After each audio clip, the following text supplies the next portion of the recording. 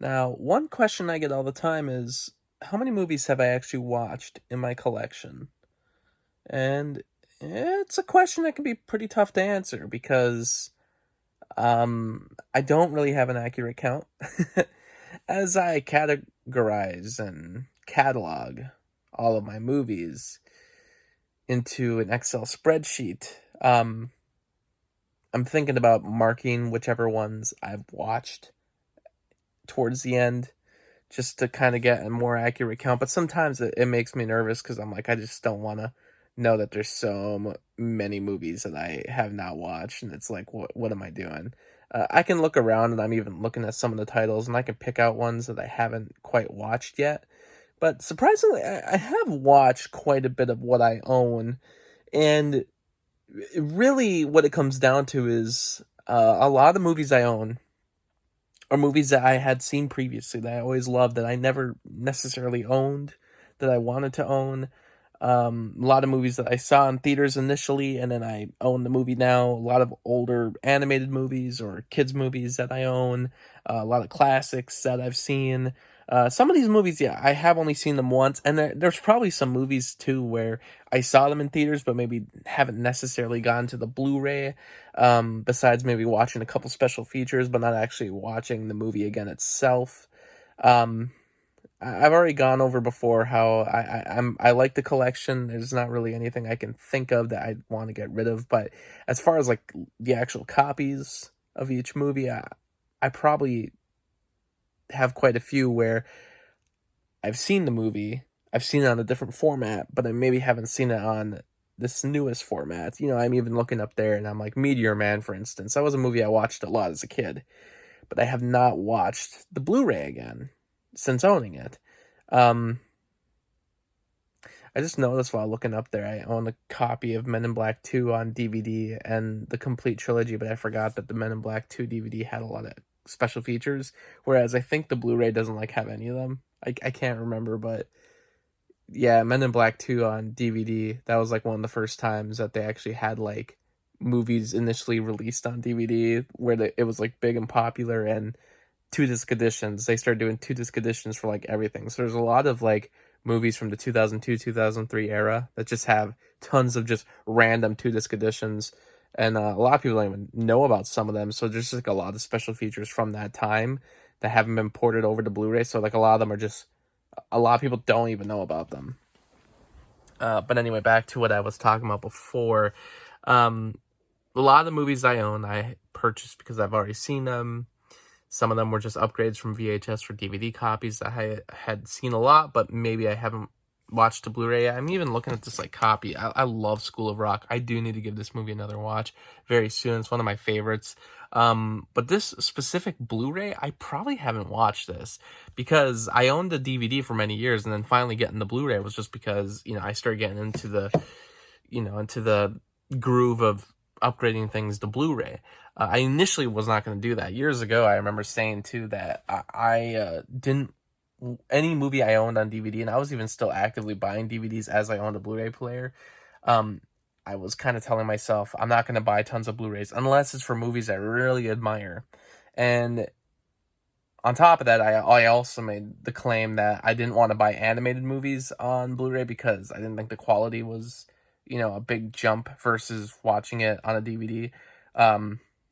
Which I don't know what I was thinking with that. That's not true at all. The reason I buy Blu-rays now and especially upgrade everything to Blu-ray, I pretty much upgraded everything I own on DVD. Anything that I haven't, it's because there's like not a DVD copy. I haven't done that so much with the VHSs because with the VHSs, a lot of them came from my family, and there's a reason they didn't have a DVD copy to begin with because they're not necessarily movies I admire, but they're just in the collection, and I'd like to upgrade them to Blu-ray and check them out again, but they just did. I'm not so fast with upgrading all the VHSs, but even then, there's not really too many left. Um, but yeah, I definitely see the jump in quality now from DVD to Blu-ray. Or I have for years. That's been my stance for a while. But like I said, years ago, I was just sticking to the DVDs. And as far as like animated movies, it was kind of weird I said that because like a lot of their digital transfers, Blu-ray are very well done. And in fact, in the case of like movies that are done in the computer, usually they just take the render itself and just like render it onto like a master copy that's used for the Blu-rays. So like, if that makes like any sense, as far as like older movies go, if you take like the transfer of film, um, you can transfer film to digital and clean it up as best you can. And you could do the same thing with like even older digital movies that were shot digitally, but as far as like how I'm not quite sure how formatting worked back then, but it was like a different process at the time as far as how they were saving digital films when it was like first a thing. And this is like the 90s. I don't think it goes back any further than the 90s. I could be wrong. Could be very rarely done maybe before that, but basically once things started to pick up in the 90s and especially the 2000s where a lot of movies were shot digitally, um, they didn't technically have like the same kind of format saving that they have nowadays, because basically any movie that's shot digitally now, from what I understand, I think everything is basically, when it's released, it's like rendered directly to the disc, if that makes any sense. It's not even like putting a file on the disc. It's not like in the same, because I mentioned cleaning up film, because it's not like they clean up a film cell from an older movie and they got to put it to a digital copy, then that digital copy is put onto a disc. It's like a digital file, unless they maybe take the cleanup process itself that they're using, like the software, and then rendering that onto a disc. But the thing is, it's still being transferred from film itself, so there's just like there's that transfer of quality that's technically not going to be as good as watching the actual film cells, especially when they were originally produced. But when it comes to like digital movies, they could be rendered directly onto the disc. And then when you talk about like animated movies, I mean, with animated movies, since they're all done in the computer 100%, you can even like make it where the film is like perfectly acceptable for the limitations of like what a disc can hold, because even like a Blu-ray disc can only hold so much material. But rather than like rendering a film file and then putting that film file like on a disc and trying to fit it onto the disc, with like rendering an animated film to a disc, you can actually like format it to like look the best it possibly can with the amount of space on the disc, if that makes any sense. So my whole point about that was just, I mean, Blu-ray is better in general, but especially for like computer animated like films, it's like impossible to have a bad transfer, because you're essentially just rendering the film directly onto the disc. I'm sure there's going to be like some people in the comments, maybe who have a better knowledge about it, but this was how I originally read about it back when like Toy Story 3 was released on Blu-ray. This is kind of, I read about the process a little bit, and this is what my understanding of it was. But anyway, back to like, yeah, movies that I haven't watched. It's like, yeah, there's a lot of things that I buy. It usually comes with the Criterion sales, because I don't necessarily get to all the Criterions right away. A lot of movies I'm like, I want to own these, but I don't necessarily like watch them immediately. There's some movies that I watched years ago, digitally streaming, but this was like in high school, where it was like I was trying to find, a copy somewhere on the internet, but yeah, I'm not going to get into it, but the point is, you go searching for copies of movies, and then you're like, hey, I finally found said movie that's kind of hard to access. I mean, this was before like Criterion had its own streaming service, and this was before I didn't have I didn't have personal funds to just buy movies, and especially didn't have like online accounts to buy from Amazon. But I'm looking at one here. I don't think I've ever watched Rebecca, the Criterion. I think I only ever watched this in high school and on whatever like digital file I found online to watch it, but never have actually watched the Criterion Blu-ray. So that's one where it's like I would love to give that another watch. And then there's like other movies where it's like I own them now. I don't think I've ever watched, for instance, I got this recently, so of course not, but Princess Diaries, haven't watched this on anything but VHS that I can ever remember. So but it's just like a matter of time of when I want to watch things, because most of the time I'm trying to watch like new things, but I definitely like returning to films, and my hope is that someday I'll be able to return to everything in some fashion or another. I mean, like, there's some movies where I was like, I own them, and I was like, will I ever go back to this movie. I mean, and some of these I'm just owning for collector's sake, but like here we got The Post, which I enjoyed at the time. I never really thought that I'd be returning to this movie, but I did buy the Blu-ray. It just sat on the shelf for about 3 years, but I actually finally rewatched this recently. I just felt like watching it. And that's kind of what it is. Sometimes you just feel this need to just return to a really random movie, and this was the one, and watched it again, and I enjoyed it even more the second time versus the first time I watched it. So that was a case where I was like, yeah, it was a good thing. I mean, Spielberg, so you can't go wrong with him.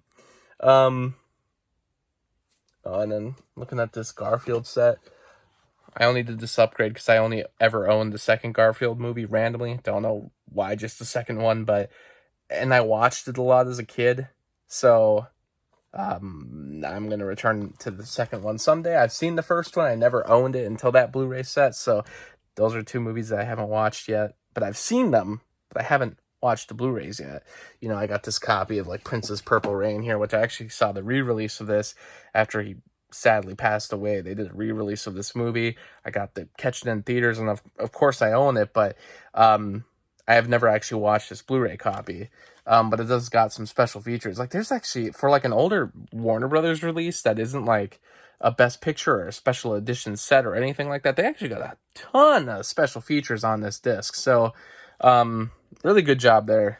Warner Brothers can be a little hit and miss with their special features. Like some of them, like that, are jacked. Even for like movies, like Purple Rain isn't one that, I mean, it's not on a level of something like, Batman or Wizard of Oz, Warner Brothers releases where they have tons of special features and extra discs, but, Purple Rain you wouldn't think would have a ton, and yet there it is. But mostly like a lot of the Warner Archive sets tend to not have too many special features, but sometimes you get lucky. They usually have a trailer at least, which is nice, but sometimes they even like carry over some commentaries, which is pretty nice. But anyway, if I were to give a number, I feel like I've probably watched at least 60% of this collection. And I think at one point when I actually had a cataloged, I can't say that word for some reason. I keep wanting to say categorized.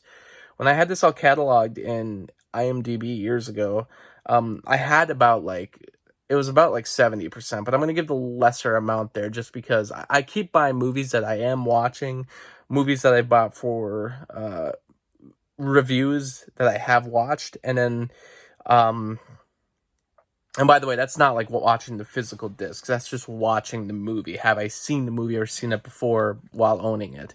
It would be 60%. As far as like the original copies, it would be less, but I don't know how much less exactly. But right now I would say, just even looking over everything, I'm like, it's probably at like 60%, roughly. If you don't take into account those big like 50 movie packs, because that kind of screws it up, like those 200 movie packs there. But even then, like that one 200 movie pack I've been doing a series on that's been on hold for way too long. I'm actually working to try to get it back. I promise I am.